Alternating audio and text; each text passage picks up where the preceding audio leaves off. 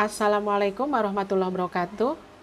Kita bertemu kembali pada video kali ini. Kita akan membahas tentang penyelesaian dari soal koligatif, yaitu titik didih dan titik beku suatu larutan.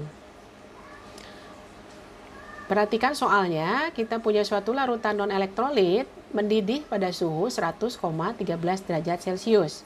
Kemudian tentukan pada suhu berapa larutan non-elektrolit tersebut akan membeku. Jika diketahui KD air adalah 0,52 derajat Celcius per molal dan KF air adalah 1,86 derajat Celcius per molal. KD itu adalah tetapan ya, jadi tetapannya tidak pernah berubah untuk air ya. Tetapan kenaikan titik didih air yaitu 0,52 derajat Celcius per molal dan tetapan penurunan titik beku air adalah 1,86 derajat Celcius per molal. Jadi yang namanya tetapan berarti tidak akan berubah selama pelarutnya sama. Kemudian kita perhatikan apa yang kita punya dari soal tersebut. Yang pertama adalah kita harus perhatikan bahwa pernyataan yang di dalam soal ini adalah suatu larutan non-elektrolit. Artinya kalau larutan itu non-elektrolit maka partikelnya berupa molekul atau N-nya sama dengan 1. Kemudian yang lain yang kita punya dengan pernyataan ini adalah pasti berarti alfa atau derajat disosiasinya adalah 0. Sehingga kita akan mendapatkan faktor Van Hoff atau I-nya adalah sama dengan 1. Nah untuk mengerti dari mana ini I sama dengan 1 berarti harus disimak kembali video dari pemaparan materi tentang titik didih dan titik beku larutan. Yang berikutnya yang kita miliki dari soal ini juga adalah suhu didih dari larutan non-elektrolit tersebut yaitu 100,13 derajat Celcius. Maka kita tuliskan dengan simbol TD larutan, titik didih larutan ya, yaitu sebesar 100,13 derajat Celcius. Kemudian yang kita miliki lagi tadi adalah KD air yaitu 0,52 derajat Celcius per molal. Selain itu kita juga memiliki KF dari air yaitu 1,86 derajat Celcius per molal. Nah, apa yang ditanyakan? Yang ditanyakannya adalah titik beku larutannya.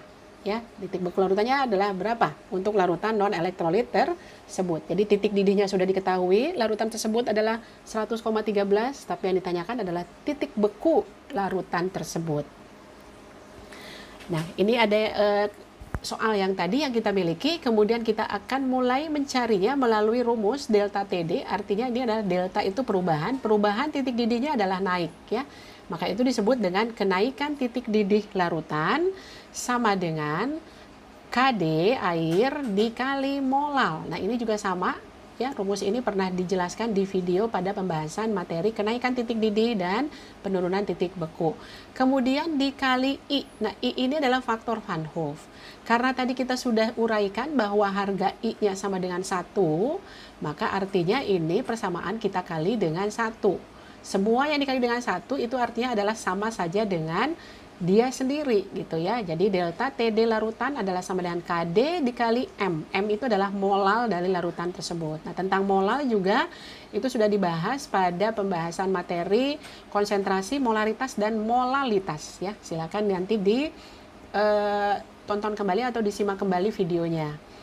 Kemudian kita juga akan gunakan delta TF larutan. Delta ini adalah perubahan titik beku. Karena perubahan titik beku larutan itu selalu turun, maka delta ini kita ungkapkan dengan penurunan ya. Penurunan titik beku larutan itu adalah rumusnya sama, hanya tinggal diganti simbol KD-nya dengan KF ya. Sama-sama karena pelarutnya air berarti dengan KF air dikali dengan molalnya. Molal dari larutan tersebut. Nah, karena larutan yang kita selidiki, yang kita amati itu adalah satu larutan yang sama, itu artinya molal dari keluar larutan itu adalah sama gitu. Nah, dari dua persamaan ini maka kita akan buatkan dalam bentuk matematis, berarti M-nya kita pindahkan ke ruas kiri ya. Kita pindahkan untuk delta TD larutan, M-nya kita pindahkan ke luas kiri, maka secara matematis adalah sama dengan delta TD larutan dibagi dengan KD air. Nah, jadi kita sudah dapatkan bahwa molal dari larutan tersebut adalah dengan menggunakan kenaikan titik didih adalah rumusnya delta TD larutan dibagi KD dari air. Kemudian sebelum itu kita kan mempunyai rumus ini juga nih, delta TF larutan sama dengan KF air dikali M. Nah, kita gunakan karena kita akan menentukan titik beku dari larutan, maka kita akan hubungkan antara titik didih larutan tersebut dengan titik bekunya. Karena itu M ini pada persamaan penurunan titik beku larutan kita buat sama.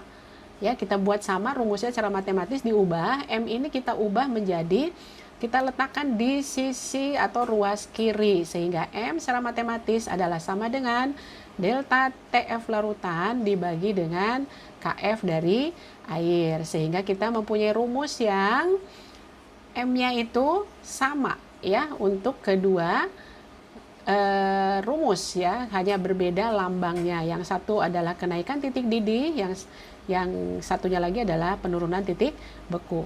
Nah, jadi M-nya dari kedua rumus ini kita akan substitusikan secara matematis. Jadi nanti M yang kedua, misalnya pada rumus yang kedua di bawah ini kita ganti dengan delta TD larutan dibagi KD air, atau M yang pertama ini kita ganti dengan, karena M-nya adalah sama juga dengan delta TF larutan dibagi KF air ya. Jadi kita substitusi dari kedua rumus ini, maka kita akan peroleh yaitu rumusnya adalah KD larutan dibagi dengan delta TD larutan dibagi dengan KD air itu akan sama dengan delta TF larutan dibagi dengan KF air ya. Ini adalah keduanya adalah dengan artinya mensubstitusi M yang tadi ya secara matematis. Nah, kemudian apa yang kita punya, kita tinggal masukkan seluruh data yang kita miliki dari soal. Yang pertama tadi kita adalah memiliki data harga KD air, ya. Maka kita rubah ini KD airnya, kita ubah dengan 0,52 derajat Celcius per molal, ya. Kemudian kita akan cari dulu nih variabel-variabel yang lain, delta TD larutan, gitu ya. Nah, sementara kita punya dalam soal tadi TD larutan atau titik didih larutannya adalah 100,13 derajat Celcius. Sehingga untuk menentukan delta TD atau kenaikan titik didih larutan tersebut adalah melalui rumus yaitu TD larutan dikurangi dengan TD pelarut. Ini juga sama, pembahasan ini ada di materi tentang kenaikan titik didih dan penurunan titik beku. Ya, ini harus diulang lagi kalau misalnya masih belum ingat ya dengan rumus ini. Nah, kita tahu bahwa pelarutnya tadi adalah air, maka titik didih air itu adalah 100.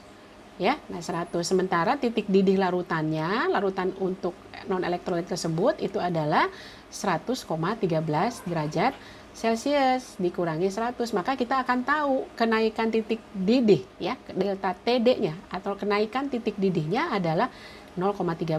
Kenapa kenaikan? Karena memang lebih tinggi dari titik didih pelarutnya. Maka itu disebutnya adalah kenaikan untuk delta T-nya. Kenaikan titik didih larutan. Nah, 0,13 yang kita peroleh maka kita simpan di atas rumus tadi ya. Pindahkan ke atas sehingga kita dapatkan 0,13 dibagi 0,52.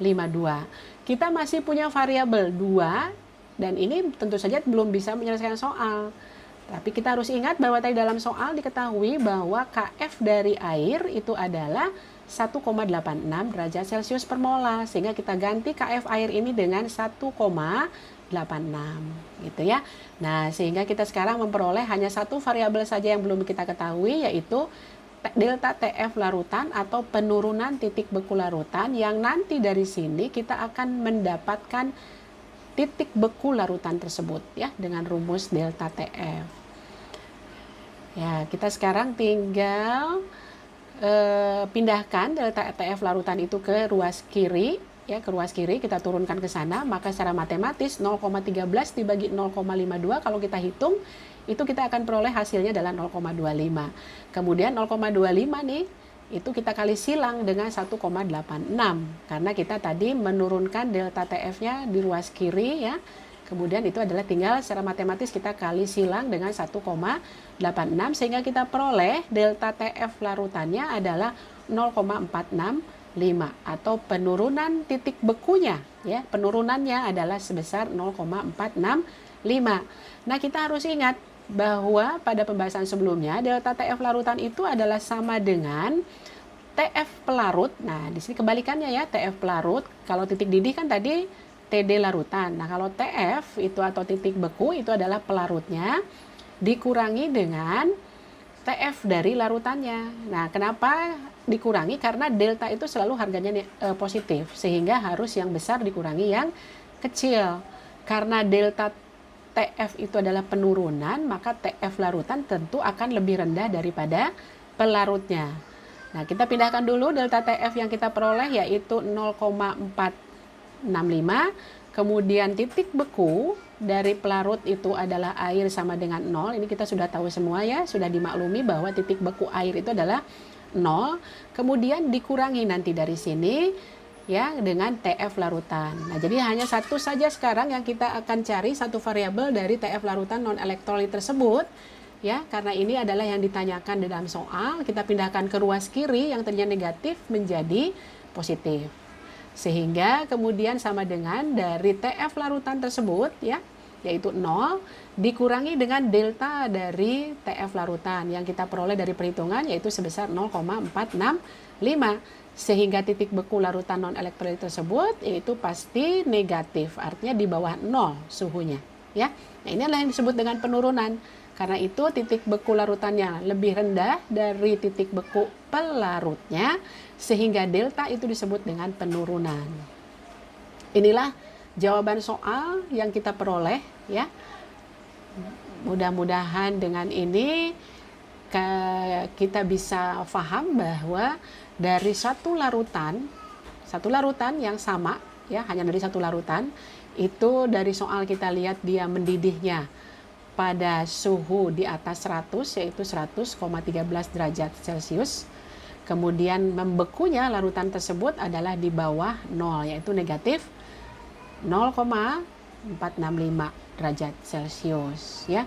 Jadi satu larutan non elektrolit tersebut mendidihnya kita tahu, kemudian membekunya juga kita tahu dari perhitungan penyelesaian soal tersebut. Nah, demikianlah pembahasan kita tentang kenaikan titik didih dan titik beku, penurunan titik beku larutan atau titik didih larutan dan titik beku larutan. Semoga bisa dipahami dan bermanfaat. Terima kasih. Assalamualaikum warahmatullahi wabarakatuh.